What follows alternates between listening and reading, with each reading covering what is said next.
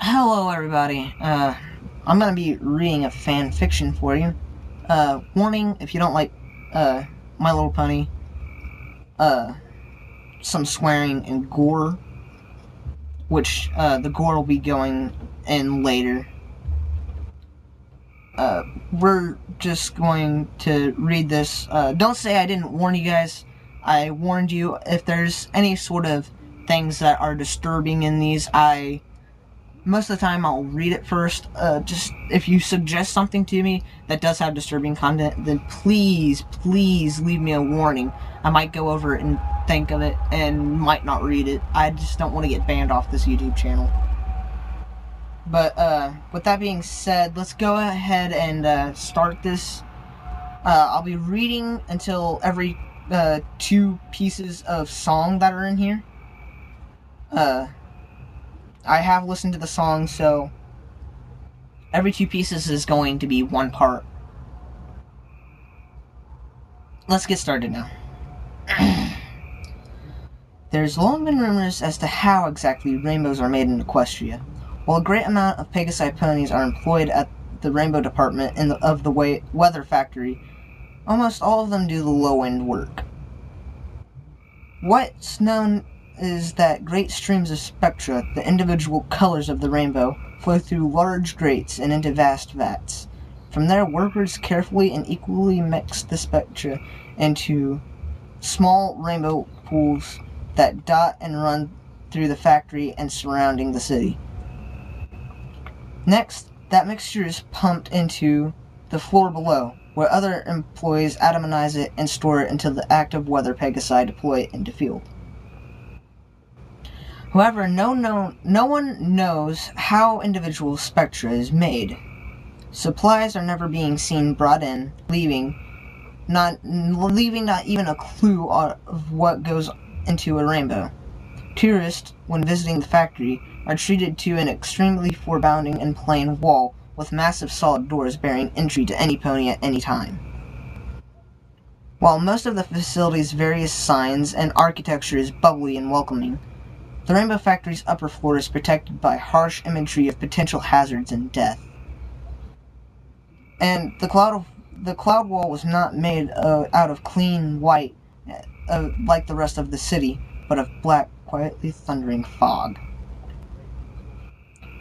To become an employee of the Upper Rainbow Factory means sacrificing any life outside those black walls. Workers are sworn to secrecy and forbidden from leaving and live inside the facility itself. Those few who ever managed to make it out, not in a body bag, were twisted and disturbed, too damaged to even bring themselves to talk about it. A lot of theories were proposed. Dark magic from capturing unicorns, chemicals, and environmental hazards that no sane pony would ever tolerate. Even though thoughts of another unknown sister of Celestia, even thoughts of another unknown sister of Celestia's, destined to create spectra instead of raise a sun or a moon. None of them could be farther than the truth. But a rainbow's easy once you get to know it with the help of the magic of the Pegasus device. Come on, Orion, we're gonna be late for our final test, Scootaloo called to a friend of hers. She was older now, and in her last year of flight school. She seemed like all the other Pegasus in the school, was terribly nervous of the final test. Those that passed were granted freedom into the world, to find their cutie marks if they haven't yet, and to become working ponies. A little known, or at least a little thought about fact, was what happened to fillies that failed their test. While uncommon, one or two from every class generally didn't have it in them to perform the rigorous acts and maneuvers. Those that failed their test were looked down upon in the worst ways, shunned and hated. Cloudsdale always had a breed of Cloudsdale. Sorry about that. Cloudsdale had always bred a form of nationalism amongst its occupants. if you weren't the best or didn't show potential of being the greatest, you weren't allowed to be part of the glorious collective. Scootaloo moved a little to the side as Orion, a tall yet fairly skinny pony, settled next to her. He fluffed his light brown feathers and gave a worried attempt at a smile. He stared around where he sat. They were sitting in a large open waiting room overlooking the Colosseum, with all the other graduating Pegasi. Just visible in the distance was the factory. Orion glanced at it and gulped. "What's the matter, Orion? Afraid of getting a dead-end job on the snow line?" Orion chuckled a bit, and then closed his eyes and sighed. "No, it's just... I don't know. I don't think I can do this. What if I fail? What if I don't fail, but just do bad enough to be disliked by everyone? I don't know if I can take being deported. Where do we even go? Where do we go, anyways?" Scootaloo gave Orion a friendly punch. No one knows, you dolt, and we're not gonna fail. Everyone here is gonna be fine. I know I will at least pass, she laughed. Thanks to the tips from Rainbow Dash. I'm sure to be fine. Oh yeah, sure. That reassures me. That's actually just as, if not more reassuring than the psychopathic hate every pony here seems to love to spread. Quit panicking, scaredy wings, Scootaloo replied.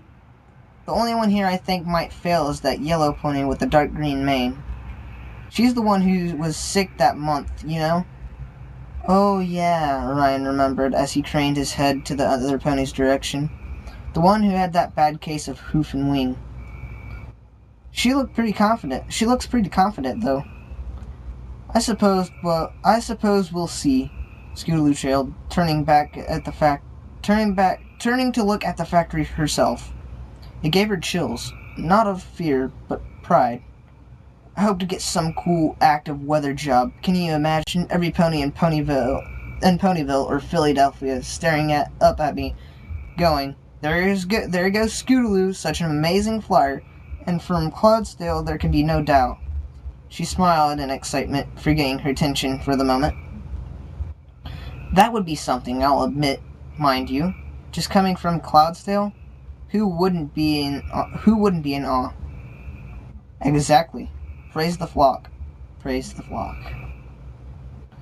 Places, every pony.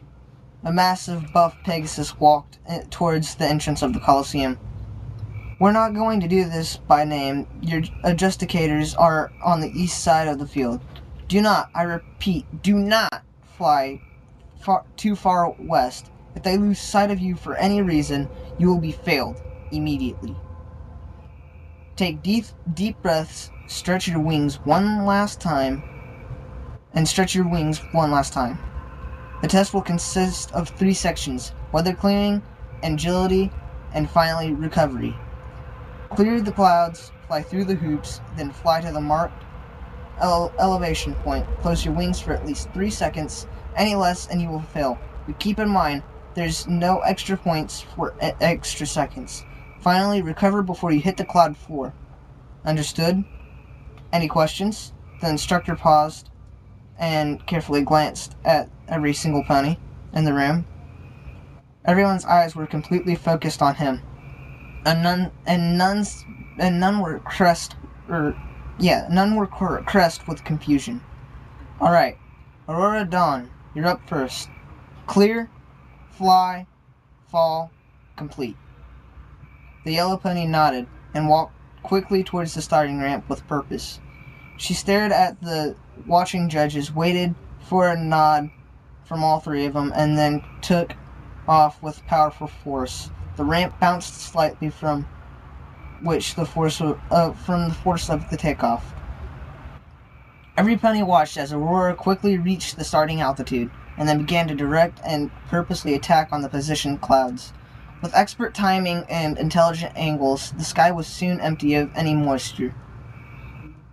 Skulu and Orion watched with open mouths as they watched the first testee pull fast and tight turns, expertly shooting dead center through each and every hoop. Finally, Aurora pulled herself up to the proper altitude, hovered and closed her wings. The group of students gasped as she started plummeting down towards the clouds, counted breathlessly, 1, 2, 3. They sighed as they watched her wings open in the correct amount of time, collectively holding that relief. Suddenly, Aurora's wings whipped upward, and the group of students flinched in horror as they all heard a loud, hollow snap, only to be suddenly replaced by an unending piercing scream. Many, like Orion, shielded their eyes with their wings. Others, like Scootaloo, could only watch, terrified, as the blur of yellow, green, and red plummeted into the cloud with a dull thump. No wasting time, the instructor walked forward again as the 3 judges simply pointed down and started shuffling papers, speaking loudly as if nothing had happened. He called out again, "Daisy Fields! Clear! Fly! Fall! Complete!" Scootaloo and Orion stared slack-jawed as another pony gulped and then walked forwards onto the path and took off. They turned back to the turf on the cloud which Aurora had landed and stared. As the wind blew fragments that were thrown up from the collision away, they saw the shivering yellow body attempt to move, only to collapse with a cry. "Faraday's spots! Clear! Fly! Fall! Complete!" Aurora struggled to walk, wailing with every step. Her legs weren't broken. She could use them just fine. But it was obvious the pain from her wing joints and the loss of her potential life was crushing her. Scootaloo felt Orion shuffle uneasily, tears welling in his eyes as a frown formed on his face. "Holiday shine! Clear! Fly! Fall! Complete!" "No one's coming to help her," Orion seethed through closed teeth. Scootaloo felt extremely sad for the yellow Pegasus, but couldn't see herself helping her. She would be failed herself and sent away, far away from Cloudsdale, and any familiar place on Equestria, to a place where she and any other failed students could never stain Cloudsdale's reputation. It was terrible. It was a terrible shame, but Scootaloo couldn't fail herself. She couldn't fail her friends, and she definitely couldn't fail Rainbow Dash. Not after the care and help she had given her Scootaloo's whole life. Scootaloo blinked the tears away from her eyes and forced herself to watch the competing students. One after another took off, successfully passed the test, and flew through the east gate, under the judge's spot in the stands. That's all Scootaloo focused on: pass the test, fly to the gate, live a happy life. Orion Solstice, clear, fly, fall, complete. No. What? The instructor took a step back, one leg left raised in the air. "You can't just refuse your flight test. Get out there before you piss off the judges." "No. Don't even pretend you care about my future if you don't care about hers," Orion defied, unsure about himself. "You say you want me to get a good life, and yet you let those that fail suffer unbearable pain. Get the fuck onto the field before I fail you myself," the instructor shouted menacingly. "Fine," Rand spoke sharply. Before walking onto the ramp, he stared at the judges, waited for the individual nods, and the second they came, he took off. However, long before the starting altitude, he turned sharply and landed gently next to Aurora. She turned and looked at him, blood running down her forehead and sides, and tears streamed down her face. What? What are you doing? You'll feel like me. You'll be exiled. I'd rather be exiled from a place that treats like this my life, and while others don't live theirs. Aurora smiled. Happiness briefly replaced her sadness in her blackened puffy eyes, until she stumbled again. An intense pain flashed across her body. Orion leaned close and used his wing to brace the yellow pony against himself. He stared at the judges, beaming hate with his vision. They stared down, unaffected, and simply pointed down. Before looking back towards the ramp for the next contestant, Skirlu stood shocked, hardly hearing her name called. She moved numbly to the ramp, never taking her eyes off her friend and the pony that he sacrificed himself to help. After a brief moment, she shook her head, recovered her thoughts, and looked at the judges. Thoughts passed through her head as she watched them all nod. Oh, Celestia, what do I do? I can't let everyone I know down. But I'll never see Orion again, I suppose. I hope he knew that risk when he did that. I'm sure he's thinking the same right now. She glanced at Orion. He wasn't looking at her. She took off, heartbroken. Instinct kicked in as the familiar rush of wind cooled her and blew her thoughts away. She stopped at the right altitude, then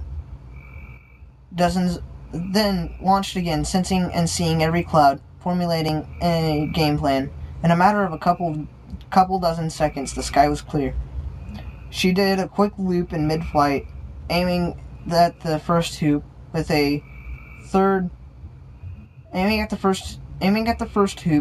powerful flash her wings. She propelled towards the first ring, and then the second, and then the third, expertly turning and drifting. She curved towards the second to last ring, near the bottom of the field. As she descended, she caught sight of Orion and Aurora, almost to the west gate now. Orion turned his head and smiled weakly. Scootaloo's focus shattered. Orion knew what he did. He cared about her. He missed her. And he'd never get to say goodbye. Scootaloo cranked in the bottom part of the ring, falling backwards several feet, hitting the ground. With a sudden intense flash of fear, she flipped herself onto her feet and began flapping her wings, levitating off the ground. Maybe that didn't count as a failure, she thought. I can still fly. There was a distraction on the field. She spun around to the judges. 3 hooves pointed down. Skidoo started crying there, tears welling up and blurring her vision. This wasn't right. This shouldn't have happened. None of it. Orion should have passed his test and cheered her on front of the east gate. She shouldn't have looked at him. She should have focused on flying, but there was no room for her excuses. Defeated, she slowly hovered towards Orion and settled down next to him. She looked at him through her purple eyes. He looked back, offering a smile. You did a good job. Scootaloo dropped her head sobbing. She then walked around Orion, lifted a wing of her own, and helped Aurora walk to the west gate. There before him stood a long, unlit hallway with only a cheap sign stuck to the wall, notifying test failures. To proceed down the hall. They waited only briefly to gather themselves and prepare for where they would be taken, and then they all stepped forward together. Let's delve deeper into rainbow philosophy, far beyond that of Cloudsdale's mythology. It's easy to misjudge that floating city with its alluring decor and social psychology. Alright guys, this is part 1 of the Rainbow Factory. I will be making a full part of this like a full series of this. There will be more fan fictions uploaded. I'm doing this in parts only because I want these to upload quicker instead of me just reading the whole entire story itself. So I hope you guys understand, and I'm Tails the Mech, signing off.